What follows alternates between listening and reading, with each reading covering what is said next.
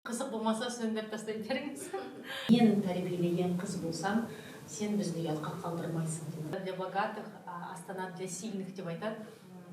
Журналистикаға 30 жасымда келдім. Шыққан ішінде адамның почкасын өсіріп жатыр екен. Мен өзім әлі өзіңе самокритично қарайсың, мен не бере аламын сіздерге деп.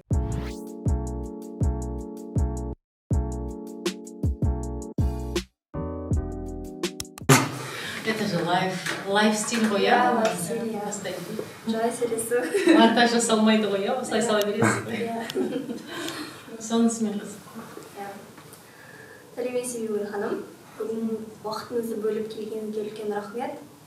Қазір біз сізді қонаққа шақырғанда, біздің аудиториямыз көбінесе журналистер ғой. Біреу білсе де, біреу білмес. Өзіңіз жайлы қысқаша айтып өтсеңіз. Қайырлы күн. Сұлу қызға рахмет, осылай шақырғаныңызға.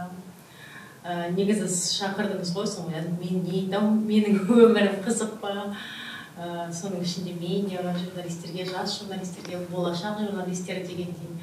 Бірақ сіз сұрақтарды жібердіңіз да, қарап отырсам қызық болуы мүмкін. Енді солай үміттенемін. Қызық болмаса сөндіріп тастай беріңіз шығарылымды.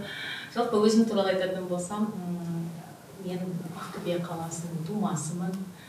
Астанаға осыдан 2008 жылы арман қуып келгенмін.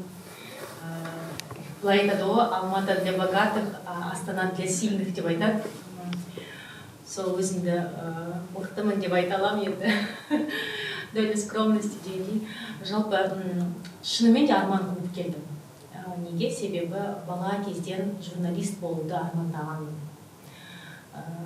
Жалпы біздің ата-анамызда, соның ішінде жас үлкендеу адамдарда сондай стереотип бар ғой, журналистер өтірік айтады.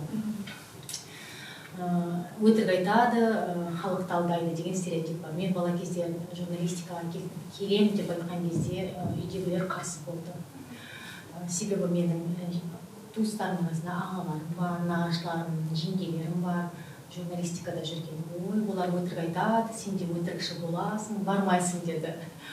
Енді ата-ананың айтқанынан асып түсе алмайсың. Көндім, сосын тым болмаса қазақ тілі әдебиетіне түсейінші филологияға деп сол мамандықты таңдадым. Енді журналистикаға жақын ғой.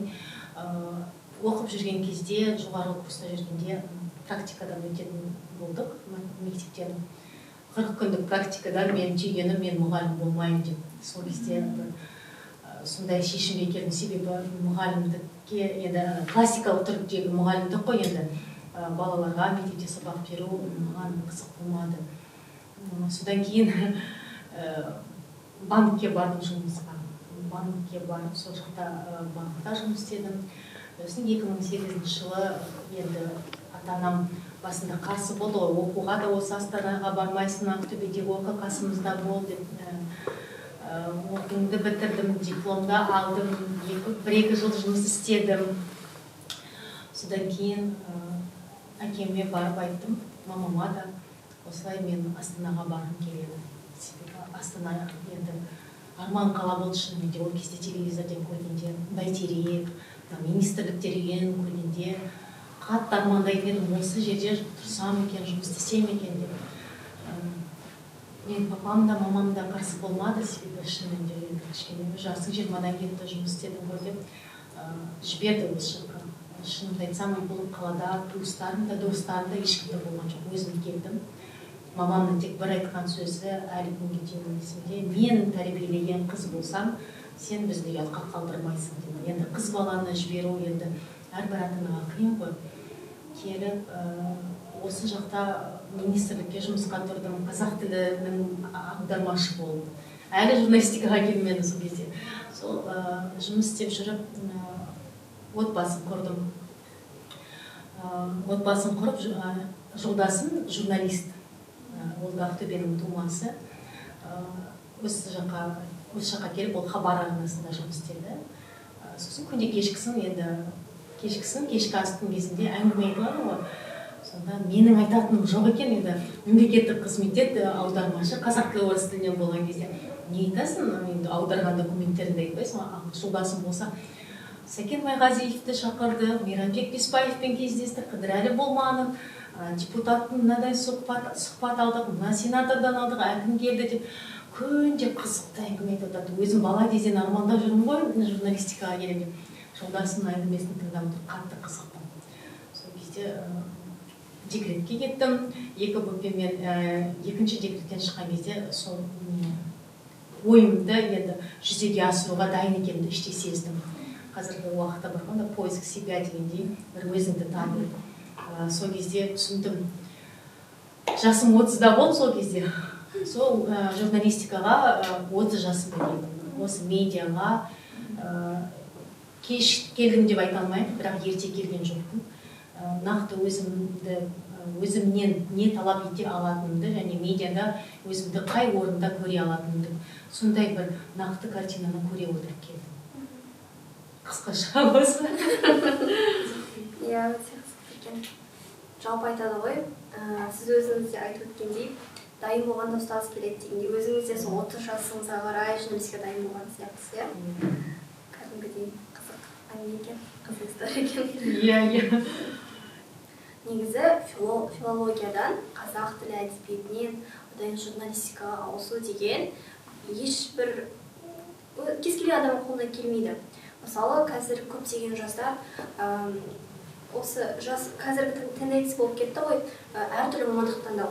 Бір мамандық сияқты біздің аталарымыз, папаларымыз сияқты 10 жыл бойы бір мамандық бойы жұмыс істемеу, яғни әртүрлі салаларды өзін көру. Жалпы қазіргі жастарымызға өзін әртүрлі салаларда көргісі келетін немесе мамандығын ауыстырғысы келетін жастарға қандай кеңес берер едіңіз? Иә, асылай дұрыс айтасыз. Бұрынғы кезде былай болады, тіпті Японияда да бар, Қытайда да бар, соның ішінде Японияда бар. Бізде де бұрындары болды. Бір диплом алған мамандығын, өзіңнің фундаментальный академиялық мамандығын, мысалы сен тіс дәрігерісің ба, сен өміріңнің соңына дейін тіс дәрігері боласың. Мысалы бізде мемлекеттік қызметте бар, 30 жыл, 35 жыл жұмыс істеп пенсияға кететіндер де бар. Ол енді мына біздің аға буында қазір әлі бар, бірақ мысалы Японияда бар. Өзінің резюмесінде бір жұмыс орны менеджердан бастайды, өсетін болса өсіп, менеджерлікке дейін барады, болмаса сол өзінің лауазымында өмір бойы пенсияға дейін жұмыс істейді. Соңғы уақытта енді бұл заман талабы, қазіргі Z поколение дейді ғой, альфа поколение 2000 жылдардан бері қарай, 2010 жылдардан бері қарай сіздердің жастардың біріншіден психология басқа. Өмірді қабылдау факторлары басқа. Және де өмір ағымының қазір өте тез өтіп жатқаны, уақыттың да тез өтіп жатқаны, өмір талаптарының да тез өтіп жатқаны. Бірнеше фактор бар деп ойлаймын. Себебі не деп айтқан кезде қазір мамандықты жиі ауыстыру, мысалы 5 мамандық иесі болу, 4 түрлі жерде жұмыс істеу деген ол тенденцияның себебі менің ойымша, жеке ойым, бірнеше фактор бар деп ойлаймын. Біріншіден, мысалы, аға буынды алатын болса, олардың әке-шешесі ұлы отан соғысын, ашаршылықты көрген адамдар. Яғни сол адамдар аға буынды өсірді, тәрбиеледі. Яғни 60-шы жылдары, 1960 жылы, 1920 жылы дүниеге келген азаматтар мен азаматшылар. Олардың әке-шешелері сол ашаршылықты, соғысты көрген адамдар. Ол кезде өмірдің ең басты құндылығы қандай болды? Ең бірінші аш қалмау, өліп қалмау болды. Мамандық таңдау, ондай бытовой нәрсе, басқа сұрақтардың, мәселелердің жауабын іздеу мүмкіндік болды. Ең бастысы менің денім сау, мен тірімін және де қарным тоқ. Осы болды. Сол ата-аналар осы аға буынды тәрбиеледі. Аға буынның бойына сіңірді. Ең бастысы сен бір жерде жұмыс істе, жұмысыңнан айырылып қалма. Сен жұмыстан айырылсаң, сенің ақшаң болмайды, яғни сен қарның ашық болады, көйлегің көп болмайды, өліп қаласың деген сондай принциппен тәрбиеледі. Одан кейін ол аға буын, мысалы менің поколением дейді, менің толқын құрдастарымызды тәрбиеледі. Яғни союздың кезі ғой, кеңес одағының құлдырауы, ол кезде жұмыссыздық болды, жұмыста жүрген азаматтардың жалақысы есімде бір қап картоппен, сабынмен келетін еді. Сол аға буындар бізді тәрбиеледі. Бізді тәрбиелеген кезде 90-шы жылдары кім боласың деген кезде, бізді ойланған кезде бізге құлағымыз қайтып отыратын еді. Депутат боламын, экономист боламын, юрист боламын деп айт деп. Яғни материалдық құндылықтар көрдіңіздер ме? Көбісі 90-шы жылдарда тәрбиеленген балалардың барлығы көбісі юрист, экономист, сондай мамандықтар. Енді біз ата-ана болдық. Біз ата-ана болған кезде, біз 2000-шы жылдар миллениум дейді ғой. Яғни интернеттің 2000-шы жылдардан бері қарай интернеттің бүкіл әлемді жаулауы, яғни шекараның жойылуы. Бұрын мысалы шекара болды, телевизор арқылы, теледидар арқылы, газет арқылы ақпарат алынса, шектеулі, дозированный. Ал қазір 2000-шы жылдардан бері біз уже студент болған кезде интернеттің мүмкіндігі шексіз екенін біз түсіндік. Яғни дәл қазіргі сәтте Америкада, болмаса Европада, тіпті Жаңа Зеландияда болып жатқан тенденциялардың барлығы біз ол кезде компьютерден оқып отыратын едік.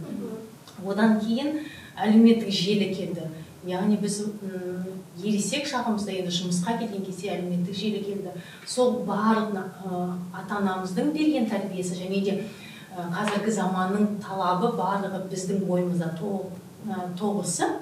Біз өз балаларымызға, яғни сіздердің ата-аналарыңыз бар, басқа тәрбие берді. Яғни қазір әлем басқа, мүмкіндік бар.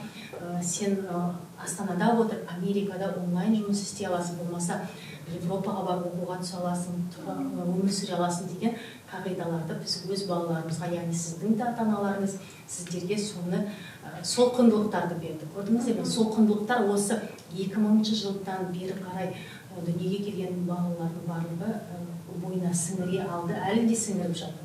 Және де бұл мамандық таңдау өзіміздің басымыздағы рамка дейді ғой, шектеулердің барлығын алып тастауға мүмкіндік берді.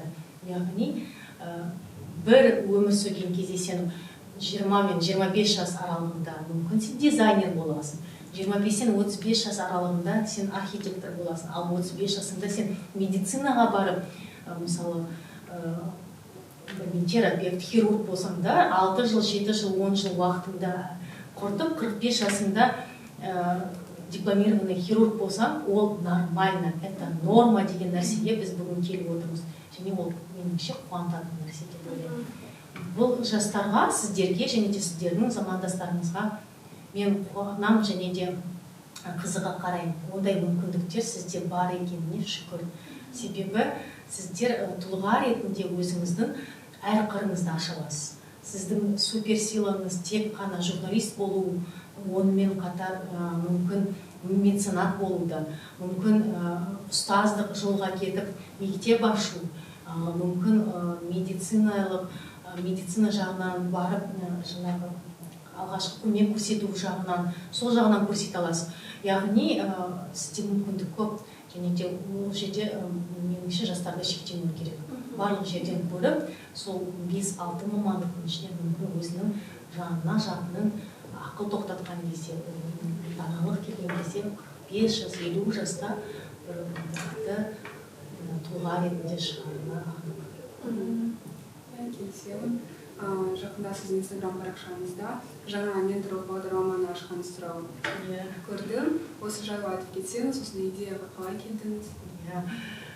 Жалпы бұл өзімнің сөзіме мүмкін мен қарсы шығатындай болатын шығармын. Жаңа әңгіменің басында айттым ғой, мен мектепке барып мұғалім болған кезде түсіндім, мен мұғалім болмаймын деп.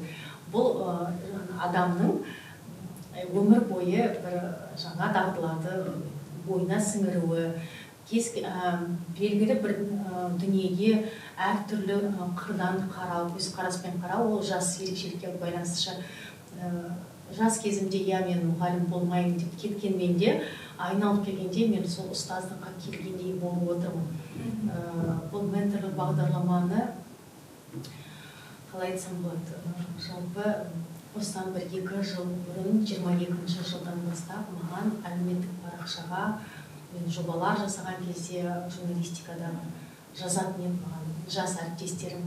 Сіздің қасыңызда жүргім келеді, сізді мазаламаймыз тек жүреміз қасыңызда, көргіміз келеді кухняны, медианың ішінен, қалай осы жобалар жасалады, Астанадағы қазмедианың осы тележурналистерді көргіміз келеді, жалпы журналистиканы дұрыс таңдадым ба жоқ па, осы жерде жүріп көрсем екен деп жиі жазатын еді маған. Сол кезде мен жақсы тиімді қоя қоятын едім, бұл сұрақты жылы ғана жауып қоятын едім. Жарты жылда бір рет жазады, 3 айда бір рет жазады, бірақ былтыр 2023 жылы жаз айынан бастап көп жазды маған. Тіпті бір кездесулерге барған кезде студенттер келіп маған, осы Бибігүл, сізді танимын, сіздің қасыңызда болғым келеді, шәкіртіңіз болғым келеді. Сонда мен айтамын, жоқ, мен не беремін сіздерге? Мен өзіңе самокритично қарайсың, мен не бере аламын сіздерге деп қашатын едім. Сол жылдың соңында тағы да осылай алма бір қыз келді, Лаура есімі. Менің әлеуметтік парақшама жазылған, осы кітапханадағы жүріп тұрдым. Сонда сондай бір жылы қабылдады да мені, өзінің бір бұрыннан танитын адамын көргендей мені келіп құшақтап, өзін таныстырып, егер де сондай шәкірт тәрбиелейтін болсаңыз, біз дайынбыз деп. Сол кезде үйге келіп ойландым, енді 2 жыл болды ғой маған. Сондай запростар келіп жатыр да, енді мүмкін, егер де айтады ғой, сіз айтқандай, если ученик готов, учитель сам придет деп. Шәкірттердің солай маған келуі өзі, яғни олардың дайын болғаны шығар, мені іздеп жүргені барлығы емес, енді белгілі бір аудитория ғой менің де. Сосын онда да осы жылдың басында жұмыста отырып, солай әріптесіме айтып отырған кезде Арша десем, Бибігүл ханым, сіз бастаңыз, сіз келеді қолынан. Соның өзінде өзіме критикамен қарады. Жақсы көрейік, Казгюльге барайықшы, Казгюльдің студенттері мықты. Себебі сіздерде мүмкіндік көп, сіздерге келетін біздің әріптестер көп, кәсіби журналистер. Мен оларға барсам да, олар мені критично қабылдайды. Себебі бірден құшақ жаймайды, себебі талай журналист алдынан өткен адамдар. Солардың алдына барайыншы онда деп, сол сіздердің университетке хабарласып, осы Мақсұт Нәрікбаев университетіне бірден келіңіз деп айтты қыздар. Гүлзат есімді әріптесім келіп, сөз сөйлеп, сіздер барсыздар. Ол кезде мен тек волонтер ретінде қарадым. Осы жобаларға, Тұма, Үркер ұлттық байқауларына, Астана медиа апталығына осындай волонтерлар болса деп қарағанмын. Сосын осы 40 шақты студенттарымда сөз сөйледім. Сосын жұмысқа келген кезде неліктен олар волонтер болады, неліктен мен оларды жұмсаймын, мен оларға не беремін деп сондай сұрақ келді. Сол 22-ші жылы басталған әңгіме, сол осы биыл 24-ші жылы ақпан айында бір өзінің екеуі тоғысты деп айтуға болады. Сонда мен жоқ, олар волонтер емес, мен де оларға бір нәрсе беру керекпін ғой деп, мүмкін ол тәлімгерлік, менторлық болар деп, сондай шешімге келдім іштей. Сондай шешім қабылдап, сол 40 студенттің ішінен 14 студент өзінің резюмесін жіберді. Сізде бар, сіз асылай ішінде, сіздерді шақырып, өзімді тағы да таныстырып, сол кезде сіздер енді қалай бізді таңдайсыз деген кезде мен айттым ғой, мен таңдамаймын, сіздер мені таңдайсыздар. Егер де мен сіздің идеологияңызға, сіздің ішкі жан дүниеңізге, көз қарасыңызға келетін болсам, мені таңдаңыздар деп, мен сіздерге таңдау бердім. Солай шүкір, сол 14 қыздың 10-ы мені таңдап, қазір тәлімгерлік бағдарламаны бастап кеттім. 2 рет кездестік, 3-ші ретті келесі аптада кездесеміз осы наурыз мейрамында. Жалпы менің жаныма жақын екен. Сіздер де мені таңдаған кезде тәлімгер ретінде, мен де сіздерді көрген кезде рухтас қыздарым деп айтам, себебі біздің көзқарасымыз бірдей, ұлтқа қызмет ету екен менің қыздарымның да менің де, мен соған қатты қуанамын. Және де сондай жып-жылы кездесулер болады. Бұл менторлық бағдарлама әлеуметтік маңызы бар бағдарлама деп білемін, себебі қоғамға тұлға ретінде дайын болып университеттен шығады көп тұлғалар, көп жастар. Соған кішкентай да болса бір өзімнің септігін тиіп жатса, мен қатты қуанамын, бақытты боламын. Сол жерде мақсаты, негізгі мақсат өзіңнің кәсіби мақсатыңды кәсіби жолында анықтай білу және де күмән туғызған ішкі бір сұрақтарға жауап беруде көмектесу, сол жолды таба білу. Енді алғашқы кездесулеріміз жақсы өтті деп ойлаймын, қыздарға ұнады. Жалпы өзім Бибігүл ханымның менти болып табыламын, иә. Біреу ешкім ойлайды деп ойлаймын. Жалпы негізі сіз менің алғашқы менторымсыз. Мен негізі нумерология дегенге сенемін да, и сол бойынша 9 санмын да. И как ұстаз ретінде мен ішімдегі білімді напитываться ету керекпін, чтобы когда мен уже үлкен жасқа келгенде басқа тәлімгерлеріне мысалы учениктарыма беретіндей. Сол ойлаймын, ең алғашқы ұстазым, сондай бір профессионал, өзінің ішіндегі сұрақтарыма жауап бере алатындай болдыңыз да. Сол жалпы қазір айтып өткеніңіздей әртүрлі жастармен жұмыс жасап бастадыңыз. Және де мысалы үлкен жастағы бізден үлкен коллегаларымыз бар, иә. Сол жалпы мысалы жас журналистермен ескі журналистердің айырмашылығы неде деп ойлайсыз? Біз қатты мысалы поколение деп айтып өттік қой. Жақсы сұрақ, өте ол сұраққа бірден нақты жауап беру мүмкін емес. Әрбір адамның өзінің, әрбір әріптесінің өзінің жауабы бар деп ойлаймын. Сіздердің де бұл сұраққа өз жауаптарыңыз бар деп ойлаймын. Менің енді бұл жерде сұрақтың жауабы ретінде айтарым, өзіңіз асыл айтқандай, бұл жерде конфликт поколений дейді. Әр толқынның өзінің заманы бар. Өзінің құндылығы бар, өзінің идеологиясы бар. Сол біріншіден. Екіншіден, менің ойымша уақыт. Қазір, мысалы, тіпті осы подкаст алайық, YouTube алайық, жаңа медиа дейді, медиа. Бұған қатысты кітап шығарудың да қажеттілігі жоқ. Бұл ғылымдарға, журналистикадағы жаңа салаларға байланысты, бағытқа байланысты кітаптың да шығарудың қажет жоқ. Себебі әр апта сайын YouTube болсын, подкаст болсын, басқа бір жаңа медиаға қатысты жаңалық шығып отырады. Апта сайын шығып отырады. Мысалы, тіпті Instagram әлеуметтік желісін алатын болсақ, апта сайын бір жаңалық кіргізіп отырады. Қазір кеше демалыс күні мен оқыдым, мысалы Instagramда карусельді 10 сурет емес, 15 сурет сиятындай қылып жасап жатыр екен. Осы аптада ол жаңалық шығады. Мысалы, апта сайын өзгеріп жатыр. Яғни, сол өзгерістердің талабына сәйкес, әлемдік өзгерістер талабына сәйкес жас журналистер де сондай, мобильный дейді ғой. Сіздер қатты тереңге бара бермейсіңдер. Себебі тереңге белгілі бір жаңа бағыттың, жаңа жобаның, продукттың тереңіне барамын дегенше мүлдем басқа нәрсе шығып кетеді. Сіздерде уақыт жоқ жастарда қазір байыбына бару. Фундаменталды академиялық нәрсені сіздер университеттен алып жатырсыздар. Мысалы, этика бар, ол факт-чек бар, верификацияны сіз университеттен аласыздар.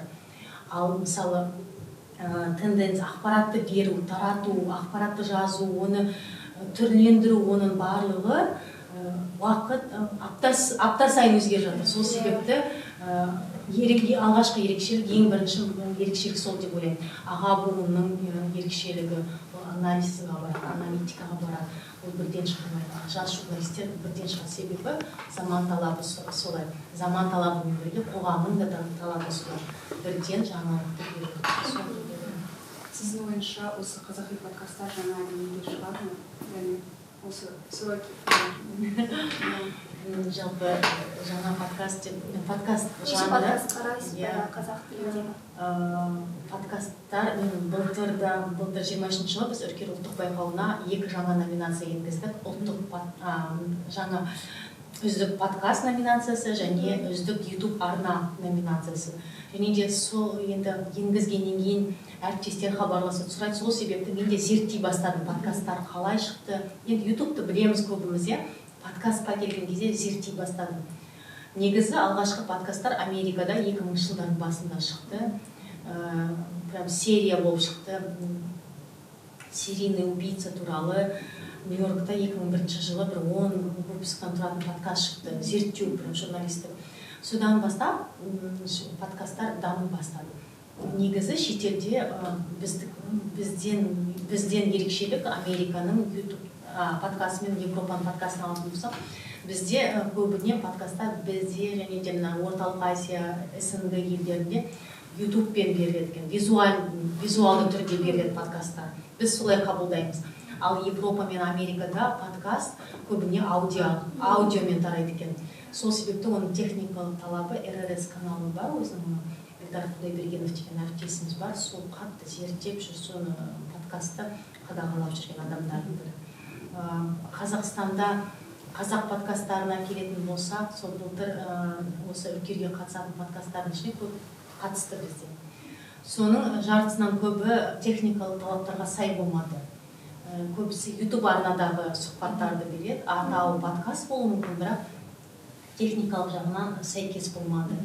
Соның ішінен бізде мысалы алатын болсақ Ой-Дедекс, Айнель Амирхан, ол кісі өзі кәсіби журналист және де подкасты РРС каналы техникалық талаптарға сәйкес жасап жүр.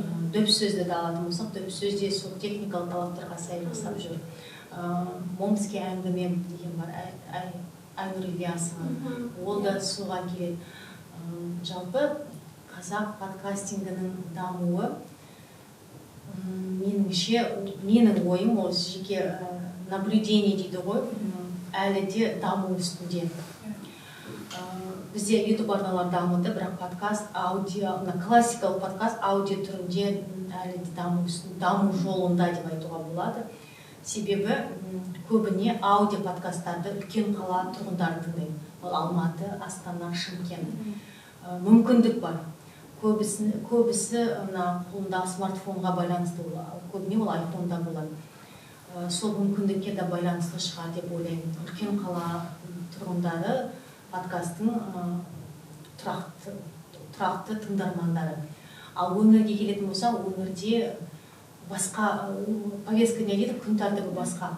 Ол жерде құндылықта басқа. Қалай айтсам болады, жұмыс тәртібі де басқа. Мысалы, енді Астананы алатын болсақ, бізде мұнда медиа қауымдастық өте көп. Актерлер де бар, шығармашылық ортада көп. Олар, сен шығармашылық адам болсаң, болмаса медиа ортада жүрген, сен ақпарат іздейсің да, аудиоға кетесің, подкасттарға. Ал өңірлерде ол жерде өмір сүру тәртібі де басқа. Ол жерде мемлекеттік қызметкерлер көп. Олар жақта квазигосударственный органдарда жұмыс істейтін адам. Шығармашыл орта аздау болғаннан кейін мүмкін подкастқа да келу әлі бәсеңдеу. Біз әлі даму жолындамыз. Өзім подкаст тыңдаймын ба деп келетін болсақ, мен аудио тыңдаймын көбіне. Және де бізде аздау. Мен өзім критично қараймын. Маған не береді, уақытымды босқа өткізбеу үшін бұл подкаст маған қандай ақпарат береді деп айтамын. Өкінішке қарай бізде көбіне саяси подкасттар көп. Ол жауыр болған әңгіме, тақырып мен үшін. Маған көбіне танымдық, ағартушылық қызық. Ол қазақ тілі болсын, ол тіпті психология болсын, тұлғалық даму бар. Тарих бар, жалпы ұлы тұлғалар бар, мәдениет туралы бізде аздау подкасттар. Сол себепті мен көбіне орыс тілді, біздің СНГ елінің орыс тілді подкасттарын көбіне тыңдаймын. Ол жерде медицина туралы өте жақсы айтылады. Бізде отандық қазақ тілді подкасттар да ол аз. Мысалы 2023 жылы соңғы тыңдаған подкастым 2023 жылы ашылған әлемдік ғылыми жаңалықтар. Мен сол подкастты тыңдағанда таң қалдым. Қытай елінде шошқаның адамның ДНК-сын алып, шошқаның почкасына істеп, шошқаның ішінде адамның почкасын өсіріп жатыр екен. Оны трансплантологияға пайдалану үшін. Және де сонда сұхбат болып жатыр подкаст. Сонда интервьюер, журналист сұрақ қойды. Сонда мен сол шошқаны жесем, мен адам жеген болам ба деп. Бұлай қарасаңыз шынымен ғой, ол адамның ДНК-сы енгеннен кейін ол дұрыс сұрақ. Одан басқа химера жасап жатыр екен қазір шетелде, Япония ғалымдары будандастыру. Мысалы, кірпімен бұзауды будандастыру сияқты, сондай будандастыру ол химера деп аталады. Соның барлығы ол болашақ емес, міне 23 жылы жасалған нәрселер. Сондай танымды ағартушылық тақырыбында бізде аздаған. Иә. Шынымен тарихи подкасттар тыңдағым келеді былай. Особенно вот Астана, Алматыда пробкалар дейміз ғой. Машина көптігіне мен ойымша сол аудио подкаст көбірек тыңдаймыз, машинада отырып. Жалпы өзіңіз даму орталығы жайлы атап өттіңіз. Сол даму орталығына алғашқы келген сәтіңіз есіңізде ме? Жалпы сол кездегі даму орталығын енді жұмысқа тұрып жатқан Бибігүл мен қазіргі Бибігүлдің айырмашылығы не деп ойлайсыз? Менің қазіргі жұмыс орным ол медианы дамыту орталығы деп аталады. Біздің ол қор 2020 жылы осы медиа саласына өзінің үлесін қосу мақсатында ашылды. Біздің миссиямызда сол кәсіби журналисттер арасында бәсекелестікті арттыру үшін оқу біліктілікті арттыру және де осындай ұлттық байқауларды өткізу болды. 2020 жылы есімде келген ол кезде жаңадан команда құрылды бізде. Міне наурыз айында біз қазір өзіміз туралы ресми презентация жасаймыз деп айтып отырған кезде пандемия басталып кетті наурызда. Содан біз өзіміз туралы олай өз ойлағанымыздай жариялай алмадық. Ол пандемия 2 жылға созылды. Сол 2 жыл біз онлайн жұмыс істеп кеттік. Онлайн форматта кездесулер, сараптамалық кездесулер, дөңгелек үстелдер, журналистерге арналған оқулар, соның барлығы онлайн форматта болып кетті. Есімде ол кезде мен қарапайым менеджер ретінде келгенмін. Менеджерлікке алғаш келгенім, бұл саланы көп біле бермеймін. Тек журналист ретінде хабар 24 естедім, редактор болып. Сол кезде алғашқы қадамдарым жасалды менеджерлікке. Сонда есімде тіпті марқұм ол кезде Михаил Дорофеев бар, қазіргі әріптесіміз, ол кезде хабар телеарнасының директоры Ерлан Құсманович Есенов бар, қазір медиа жұлдыз Санди Сұлтанова, тренерлер Ақсой Санғали деген енді олар медианың мықты мамандары. Солармен сөйлескен кезде кішкене қорқып, сенімсіздікпен сөйлесетін едік. Өзім бір кездесулерге онлайн шақырған кезде сондай бір Есенгүл Кәпқызы бар. Содан кейін 4 жылдың ішінде шынымды айтсам, енді өзім 30 жасымда келгеннен кейін мен білдім өзімнен не талап ете алатынымды, өзімнің күшім не нәрсеге жете алатынын, білімім, дағдыларым дегендей. Сол мүмкін сол 30 жасымда келгеннен кейін шығар. 4 жылдың ішінде кейбір адам 10-15 жылда жететін дәрежеге мен 4 жылда жеттім деп айта аламын, шүкір. Біріншіден ол енді жаратушыға шүкір. Екіншіден өзінің жолдасыма, өйткені ол да журналист, қолдады. Істе, жаса, сенің қолыңнан келеді деп қолдауының арқасы деп ойлаймын. Сол осыған жетіп отырған. 4 жылда мен менеджерліктен осы масс-медиа бөлімін, масс-медианы қолдау бөлімінің жетекшісіне дейін, сонымен қатар бас редакторлар клубының жауапты хатшысы, сонымен қатар көп жобалардың жетекшісі ретінде осы межеге жетіп отырмын. Бұның барлығы меніңше ең бірінші мамандықты сүю. Жан тәніңмен егер сен мамандығыңды сүйсең, кәсібіңді, сен ешқандай ауыртпашылықты сезбейсің, ешқандай қиындықты сезбейсің. Сенімсіздік болмайды. Сенімсіздік болған кезде де сен әрбір қадам жасаған сайын ол сенімсіздік жоғалады. Менің ойымша бүгінгі күнге жеткен менің дәрежем осының барлығының бір тоғысуы деп ойлаймын. Қай мамандық болмасын, сен ұстаз бол, сен дәрігер бол, сен дизайнер бол, тіпті сен аула сыпырушысы болсаң да өзіңнің мамандығыңды сүйсең, сол мамандықтың шыңына жетесің деп ойлаймын. Негізі, шынымен де өз мамандығын сүю керек қой. Себебі бостан бос уақытын құртып кетеді. Таң атса екен, кеш батса екен, жұма болса екен деген ол дұрыс емес. Өзіңнің өміріңді құрту деп ойлаймын. Сенбіден сол жұмаға дейін күні сөйтіп өтіп кетеді. Сонда сен получается өмір сүресің сол жексенбімен, сол демалыстарында. Отпускымен, тездетіп отпускым болса екен солай жүресің. Демалысын солай жоспарлайсың. Өте қызық, себебі қазір мысалы басқа да бір группалас балаларына қараймын да, өте аз пайызы журналист боламын деп келген балалар. Көбінесе грант ұтып алғандар, немесе осылай бір әртүрлі себептермен журналистикаға келген адамдар да. И сіздің ойыңызша, мысалы, қазіргі жастар, мысалы, жақсы журналист бола ала ма? Мысалға, себебі қазір искусственный интеллект дейміз ғой, жасанды интеллект бар.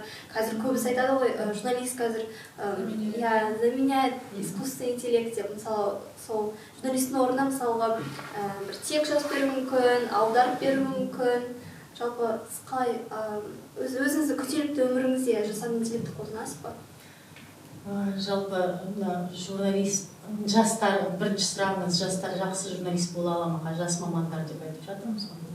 Осы жақында ғана мен Аягөз облысындағы әріптесіммен сөйлестім. Басқа сұрақ бойынша хабарласқан едім. Негізі сол кезде ол да әңгімеден әңгіме шығып кетіп, қазіргі жастардың мамандыққа келмеуіне қатысты айтты. Проблема маман тапшылығы, соның ішінде өңірде бізде журналистикада, медиада маман тапшылығы бар. Көбіне жастардың барлығы, ол менің әріптесімнің айтуы бойынша, мен де оған қосыламын, журналистиканы бітіріп, Алматы, Астанаға тартылады барлығы. Себебі бар мүмкіндік осы жерде ғой. Енді жастарды түсінемін мен, Астанаға арман көп келеді. Бірақ өңірлерде неге өңірге келмейді деп сол әріптесім айтты. Бізде қазір тапшылық дейді. Мен ол айтып, мен өзім мақаланы да жазамын, сұхбатты да аламын, корректормын да дейді, себебі тапшылық. Бұл жерде енді министрліктің біздің тарапынан да қолдау болса екен. Бірақ ол қолдауларды алғашқы қадамдар жасалып жатыр. Өңірде кафедралар бар ғой бізде журналистика. Сол жерге жақсы, мықты кәсіби мамандар барса, оқытса екен. Өңірде оқытып, сол өңірде қалатындай қызықтыру керек. Себебі Астанада оқыған студент дипломын алып, ауылға барады, өңірге барады деген нәрсе, ол екі талай. Сол себепті екінші жағы бар, екінші шешім ол сол өңірдегі журналистика кафедраларында сауатты кәсіби түрде журналистерді оқытса, және де қызықтыра білсе, меніңше өңірде де жас мамандар қалады. Және сіздің тағы бір сұрағыңыз жасанды интеллект. Журналистердің, жас журналистер көбіне келген кезде, енді сіздің университетте ол мүмкіндік бар. Сізде ньюсрум бар, сіздерге гостевой қонақ лекторлар келеді, мықты кәсіби мамандар келеді. Яғни сіздің университеттің мүмкіндігі күшті. Сіздер тек теория жүзінде емес, практика жүзінде аналитиканы да жасайсыздар. Міне подкастты да түсіріп жатыр. Яғни практика қатар жүріп жатыр теориямен. Ал мысалы өңірді алатын болсақ, ол жерде кафедраларда көбіне теория өтеді. Практика тек 4-ші курста барады, редакцияға барады. Редакциядағы әріптестеріміз мынаны қарап бер, қатесін дұрыстап бер, болмаса бар магазинге барып, обед әкеліп бер, барып бер, шауып кел дейді. Сондай практика сондай деңгейде өтіп жатыр. Әрине журналист үйренбейді ондайдан. Ол теория, ол бір болуы мүмкін. Мысалы, совет заманындағы қазақ журналистикасын оқу мүмкін ол. Болмаса радионың қалыптасуы туралы. Ал қазір жаңа медиа қалай дамып жатыр. Сайттағы мақала газетке жарамайды, газеттегі мақала фейсбукке жарамайды. Оны үйретіп жатқан мамандар аз. Сол себепті жас журналистер теорияны тек білген журналист редакцияға келгенде әрине ол бірден барлығын алып кете алмайды. Әрине ол редакциялық заданияны, тапсырманы бірден 5-ке орындай алмайды. Сол себепті біздің әріптестер соны ескерсе, бірақ ескеріп жатқандар да бар. Сол үшін, мысалы, сіздің университет сияқты басқа университетте мүмкіндік болса, ол жақсы болар еді. Егер де осы жерде мүмкін менің әріптестерім болмаса өңірдегі университет кафедраның жетекшілері қарап жатқан болса, жоқ, бізге көмектесіңіз десе, біз қуана көмектесеміз. Осындай мамандарды Астанадан онлайн болса да қосуға, сабақтарға, сондай бір мастер-класстарды барып офлайн өткізуге мүмкіндік жоқ, бірақ онлайн көмектесе аламыз. Сондай мастер-класстарды Астанадағы мықты, Алматыдағы мықты журналистермен өткізуге, шеберлік сабақтарын университеттерде. Жасанды интеллект дедіңіз. Жасанды интеллектті мен көп өзім пайдаланбаймын. басында бір пайдаланып көргенмін, ондай ашып көрсетпейді екен қазақ тілінде. Әлі де бізде бета версиясында тұр, демо версиясында. Ол көбіне ағылшын тілінде. Жалпы зерттеулерге келетін болсақ, халық, қоғам жасанды интеллектке көп сене бермейді екен. Берілген жаңалыққа, мысалы, Дональд Трампқа қатысты қазір болмаса, Байден қазір Америкада сайлау науқаны басталып жатыр ғой. Соған қатысты қазір жасанды интеллект хабар таратса, оған халық сене бермейді екен. Ол өткізілген опросқа сәйкес. Жасанды интеллект, ол жаңалықты берсең, ол жазып береді жаңалық ретінде, бірақ жасанды интеллект аналитикамен зерттеуді жасай алмайды. Сосын сұхбат ала алмайды. Осы жерде журналистиканың біздің артистердің ұтып тұрғаны аналитика, зерттеу, сұхбат және танымдық. Танымдықтың ішінде осы анализға келетін болсақ. Жасанды интеллект жаңалықты берсең жазып береді. Шынымен де қазақ тіліндегі жасанды интеллекттің сәл-пәл әлі даму үстінде, енді ғана бастамасы. Даже переводчиктар дейміз ғой, бір тілден қазақ тіліне, орыс тілінен аударатын бір кітаптарда болмаса, алайда интернет желісіндегі сайттар дейміз ғой, өте аз, дұрыс белгілейтін. Жалпы өзіңіздің медиа даму орталығының Сұңқар сияқты, Үркер сияқты әртүрлі номинация беретін сондай жобаларыңыз жайлы айтып өттіңіз. Жалпы сол ивентс дейміз ғой, соларды 10 жылдан кейін қалай көресіз? Мысалы, қалай өзгереді деп ойлайсыз? Негізі ол туралы да кейде ойлаймын. Бұл деген классикалық форматта өтіп жатыр ғой қазір. Оскар сияқты өтіп жатыр бізде. Меніңше, дәл осы үлкен жобаларымыз, біздің ұлттық байқауларымыз, министрлікпен бірлесіп атқаратын Тұмар, ұлттық байқау, Үркер ұлттық байқаулары, менің өз ойым осы Оскар сияқты қалса екен. Мысалы, Оскар 100 рет өтті, ол классикалық форматта қабылданды. Осы екі біздің де байқау медиадағы Оскар түрінде, классикалық түрде қалса екен. Бірақ ішіндегі номинациялары медианың өзгеруіне қарай өзгеруі мүмкін. Мысалы, былтыр біз Үркерге үздік подкаст пен ютубты кіргіздік. Ертеңгі күні, мысалы, блогерларды егер де заң түрінде, егер біз бақ қарайтын болсақ, мүмкін оларды да кіргізерміз.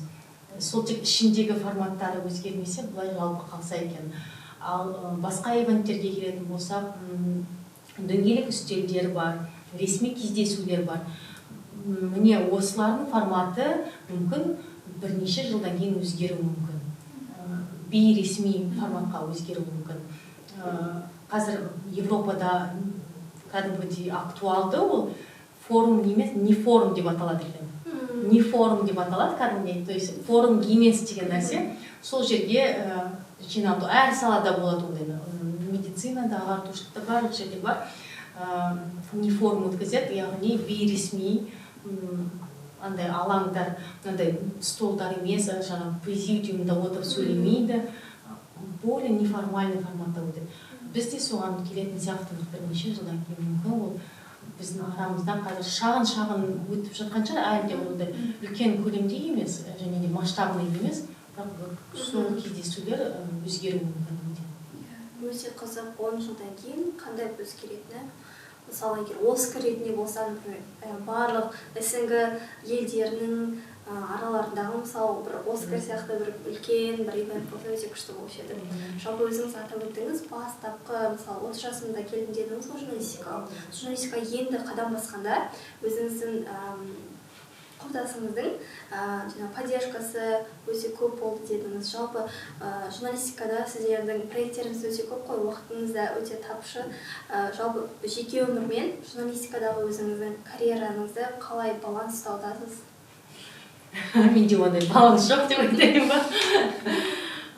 Жалпы айтады, тайм-менеджмент, баланс, менде ондай жоқ екен. Мен талай не болды, блокноттар арнадым тайм-менеджментке, бағдарламанда телефоныма сақтадым. Білмеймін, менде жоқ ондай. Интуиция дейді ғой, мен сонымен жүреді екен. Бірақ ол үшін өзіңнің ішкі дауысыңды тыңдау үшін өзіңді тәрбиелеу білу керек екенсің. Бірден ол келмейді. Мен 2 балам бар. ұлым қызым 7-ші класста, қызым 4-ші класты бітіріп жатыр. Олар айтады ғой, өзіме самостоятельность үйреттім. Я ленивая мама деген ғой. Маған керек болды ол, себебі өздері мектепке барып келсін, өздерінің үйірмелеріне бару керек, өздері үй жұмысын істеу керек, өздері дайын тамақты жылытып ішу керек. Ол өздеріне жақсы деп үйрендім, бірақ ол біріншіден маған жақсы болды. Мен алаңдамайтын болдым. Сосын бізде Астанада жақсы ғой, өзің әр үйдің қасында түрлі үйірмелер жақын бәрі. Мен берсем да сондай үйірмелерге бердім. Мен балада даму керек қой. Сондай жолдасым екеуміз сондай шешімге келдік. Ол кісі де журналист болғаннан кейін медиада жүр. Ол да менен асқан жұмыс жақсы көретін адам. Ол көп жұмыс істейді менен де. Сол бала өзі өссін. Сондай нәрсемен біз өсірдік баламызды, сондай бір тәртіппен. Мысалы, үлкен ұлым өзінің қарындасы сабағын. Мен мысалы мүлдем қарамаймын сабақтарды. Енді мұғалім жазған кезде болады ғой, осылар үлгермей жатыр деп, сол кезде неге сұрайсың, сөйлесесің, мүмкін қосымша сабақ керек, ақша керек оған. Солай, сол жағынан тек. Жалпы былай араласпайды екен сабағына. Сонда сіз қатал мама емесіз ғой? Жоқ, ондай қатал мама емеспін, бірақ кезде ұрысып аламын ғой. Бірақ көбіне маған өзінің сырын аша алатын адам болса екен, баламды солай тәрбиелеп жатыр. Ертең себебі білемін, переходной возраст болады. Мен жұмыстан қолым тимей жатқан кезде ол да айтпай қалуы мүмкін. Ал бала кезден тәрбиелесем, мамама айтуға болады бәрін. Я не боюсь десе, солай тәрбие. Сол себепті ондай менде баланс жоқ. Барынша тырысам, демалыс күні міндетті түрде киноға бару, театрға бару, мысалы қызымды Астана операға апаруды, балуға үйретіп жүрмін, классикалық өнерге. Өзі сондай нәзік болғаннан кейін сол театрға, операға барамын. Басында түсінбейтін еді, қазір бір сәл басында ұйықтап қалатын еді. Қазір қарап отырады, костюмдеріне қарап отырады. Сосын онымен бірге киноға барамыз. Енді қаланың қызығы сол, сосын демалыста болса Бурабайға, орманға барған тіпті жақсы. Сонда сіз өзіңізден мысалы көптеген проекттен шаршап қаласыз, энергияны таусылғаны болады. Сонда сіз демалуға, Бурабайға, сонда табиғатқа шығасыз, қалай өткізесіз? Негізі мен кеше ғана жолдасым айтады да, сен екі сөзді көп айтасың деп. Қандай дейсің, ой алла деп айтасың дейді. Мен бір танымаса ой алла дейді. Сосын екіншісі мен ұйықтаймын дейсің. Мен сондай екен шаршасам, восполнение энергии, экстренно, срочно. Дәл қазір сен Бурабайға кете алмайсың ғой. Мен срочно аяқ асты энергия жинау үшін ұйықтайды екен. Жалпы мен ұйқыны жақсы көремін, бірақ енді күндіз-түні ұйықтамайсың, керек кезде жұмысты круглосуточно істейсің. Бірақ қатты шаршаған кезде менің энергиямда осылай тек жылы төсекке көрпенің астына кіріп ұйықтайды екен. Жолдасымның байқасаң, мен ұйықтайын деп айтасың. Сол екен. Сосын кейде болады жобаларда жүргенде, аудиторияның алдында сөз сөйлеген кезде әртүрлі болады. Кейбір аудитория болады, энергияны жетпейді. Мен бір шаршап кетесің. Бірақ қуантатын нәрсе, ондай аудиториялар аз бізде. Көбіне тыңдайтын, көретін адамдар барлығы да жылы, обмен энергии сезесің оны, өзіңмен кетіп жатыр. Бірақ сұрақ қойған кезде, олар кері байланыс берген кезде толып қалады екен, сол күшті бұл. Сол себептен жобалардан шаршайсың. Кейде болады, бір-екі жоба қатар болады. Кейде бірінен соң бірі болады. Сол кезде солай демаламын. Бізде особенно сабақтан кетіп демаламыз. Сабақтан бізде андай ғой, сағат 10-нан 5-ке дейін ғой, подряд сабағымыз. Келеміз де сразу, не істейміз, ұйықтаймыз. Ол көрдіңіз, организм потребность әркім әртүрлі. Біреулері кино қарап, просто айтады ондай тупойский фильм көрсем де демалады, олдай да болады. Әркімде әртүрлі көрдіңіз, сіздерден көрдіңіз, ол да. Және мен бір қызық статистика оқыдым да, айтады ғой, үлкен адамға 7-8 сағат ұйықтау қажет деп. Алайда оказывается, ол статистика ер адамның, то есть солардың статистикасы бойынша жасалынды. Негізі әйел адамға 9-10 сағат ұйықтау керек. Келсем. Сол негізі күшті екен. Бүгін енді күшті подкаст болды. Сіздермен біраз сөйлеттіңіздер. Көп көп адамдар біле бермейтін нәрсені айтты. Мен енді осылай сұхбатқа көбіне сұхбат комментарий бергенде белгілі бір медиаға қатысты бір жаңалықтар болады, осы өзіңіздің пікіріңізді білдірсеңіз маман ретінде, сайлауға қатысты болуы мүмкін, ертең наурызға қатысты береді. Былай жеке өзім туралы мен осылай алғаш беріп отыр екен. Енді тұсауымды кесіп отырсыздар қыздар. Рахмет, күшті болды. Сізге де рахмет. Бүгін көптеген тақырыптарды қозғадық, өзіңіздің жеке өміріңіз, карьера, хоббиіңізға дейін. Рахмет сіздерге. Қызықты болды деп ойлаймын сіздердің оқырмандарыңызға, көрермендеріңізге. Білмеймін енді. Өзіміз бірақ самокритикамен көп айналысамыз ғой, ұнамай қала ма деп ойлап отырмын да. Жалпы, бүгін біздің подкастымыздың соңы. Келгеніңізге, уақытыңыз бөлгеніңізге өте көп рахмет. Уже 1 сағаттан көп уже уақыт өтіп кетіпті. Өте күшті подкаст болды деп ойлаймыз. Осы подкаст сол біздің МНУ университетіміздің Banana Time деп аталған келесі де спикерлеріміз қызықты спикер болсын, өзіміз сол спикерден пайдалы ақпарат алатындай адам болу керек. Сондай болсын. Рахмет. Рахмет.